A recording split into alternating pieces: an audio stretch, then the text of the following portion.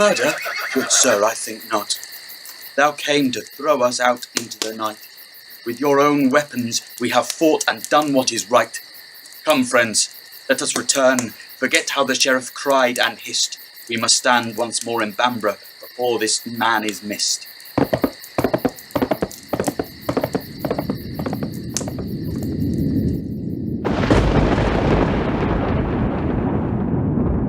My lord, wilt thou not sleep this night? No tiredness comes upon me, gentle wife. My mind is... I was but remembering. I wait upon much news. Day has been long.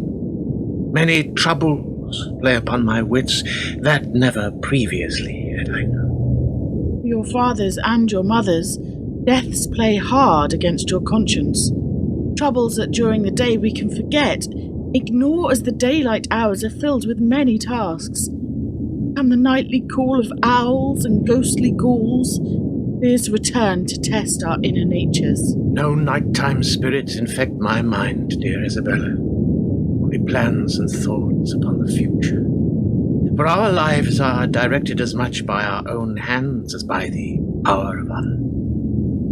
Do you bequeath such influence to those that would rob us of all that we possess, for fear that they too believe such power is in their hands, not ours? What force dost thou speak of, my lord?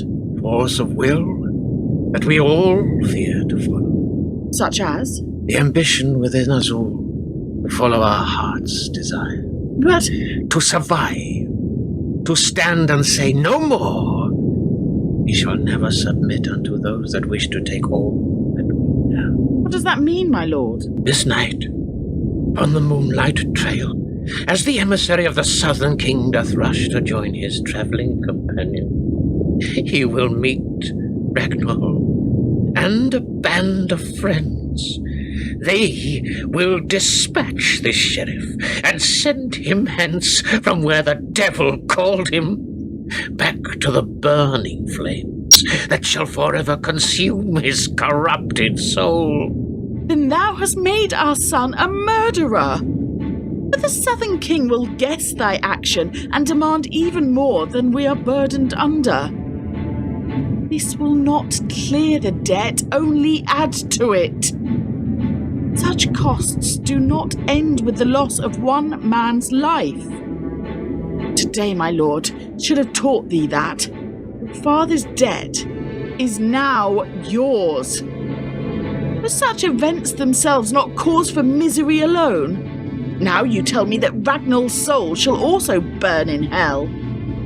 But the day of judgment it will be no defence to speak unto the saints and angels. My father thus had instructed me. But thou dost not know that all that draw the blade must answer for it when the time doth come? What man would curse his own child that had no need to do it? The sheriff was leaving. His men already departed. Now they will return, angered if they shall discover his fate, the blame which rightly will fall upon our house. What if they suspect Ragnall? What if they suspect you? You've not thought beyond the rise of day in this, my lord. Your actions for yourself do not only concern, but for your family, servants, and the people that live beyond the city walls. All have now been covered in the blood of your decision. These were the actions that your father would not have taken. He brought peace to the land, happiness to all, joy in their hearts. He filled their cups with wine and never damned forever his own blood. And he hath left a debt that could not be paid. Thou judges me, but thou hast not considered what it will be to rest thy head upon the icy snow of winter soil, or blister within the heat of the glaring sun. No wine will fill thy cup, nor no water, only the rain that falls from the sky wilt thou have to drink when thou art poor? Forget these fine robes that thou hast worn so long that you have forgotten how not to wear. The rags of poverty, dear wife, will not suit you. The holding out of thy hands for mercy will not entertain thee for very long. The curse of coins, or the lack of them, is the only condemnation that I now fear. So judge not what thou hast never known, for I assure thee, thou may very soon know it all too well. Never did thee before speak like this. Never before hast thou or I been a debtor. For know that the beast of worry shall have no physical form but that of man, and through him doth a power possess us all. Thou art a fool. The things we do reflect on others. Or the king in York will learn of all that you have done. He will not look the other way, pretend he has not seen this insult. You have forced his hand. He will have to turn his attention north, to us. How will he command his court if such an insult goes unanswered? You have drawn conflict down upon us, all that live within these walls.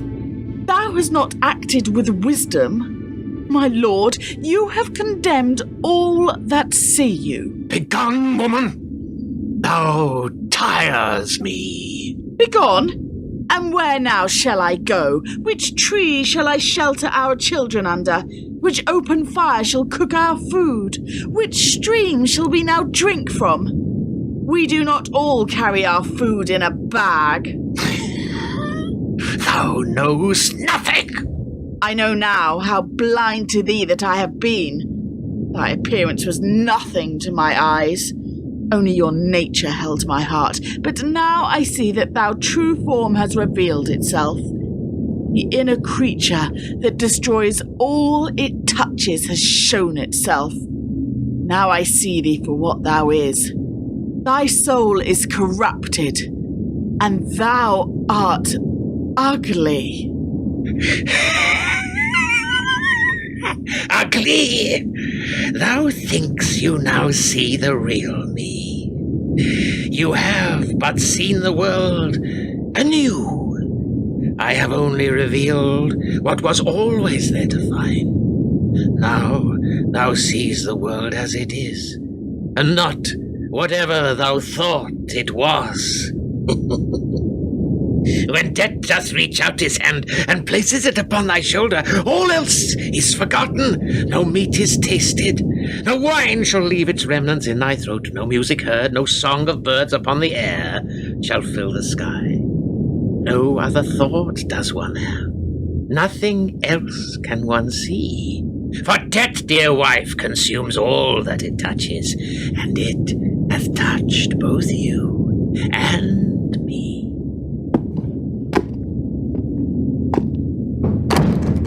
Changed art thou, from what thou was before? Now your nature, through thy actions, art at war.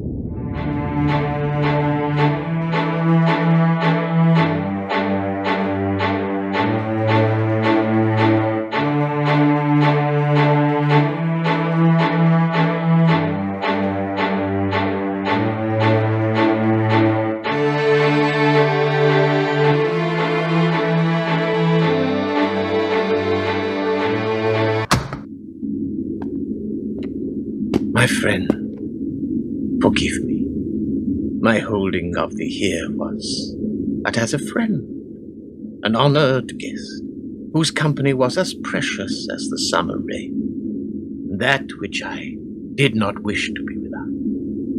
I ask again, canst thou within thy heart accept my most deep regrets and thy delay? My lord, thy words are eagerly taken to my soul. No apology is needed, since I know the loss of thy late father. Please hear my words of sorrow at the passing of so good and kindly a man. So say I. But before thou leavest us, one question still occupies my mind. Speak it generous, Lord. If I may set your mind at rest, then so be my desire. Tell me, who else knows of all that we have spoken? Please, my goodly friend, fear not to say the words that even now I see are straining to be spoken. I am not my father. Be not afraid. So please, my lord, only my wife have I shared my burden with. For God hath decreed there shall be no such secrets between man and wife. True, my good lord.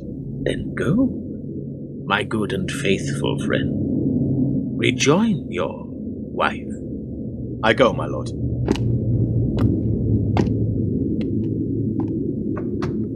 So, my newly acquired friend is no friend to me. Discretion was thou promised, the faithful servant, loyal unto the last, but at the first taste of small beer did he betray my father's mission. His wife may know all, and as one wife knows, so will all the land. How soon I have lost my faith in men. How quickly I have taken to the lie that when I speak, even I shudder, that those who hear do not hear the falsehood in my breath, that they believe and listen to vows spoken without substance or honesty. I no longer pity them for their trust, no longer feel the shame of deceiving others. No more do I hold men's views of me with high esteem. My interest, my intent is only one, to settle the reckoning and pay what is owed. Osric!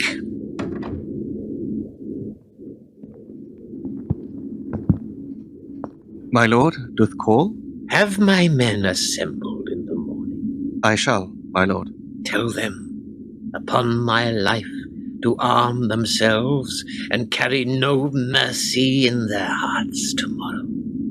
No goodly nature, no smiles upon their faces.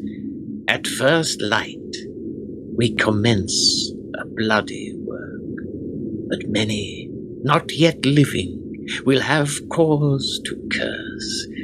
Those now in their graves could never have imagined. Go, thou hast thy orders. My lord.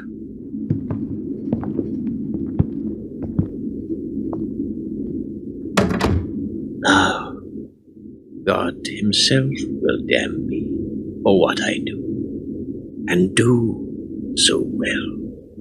For many will suffer, and curse me too, that shall wish me sent to hell.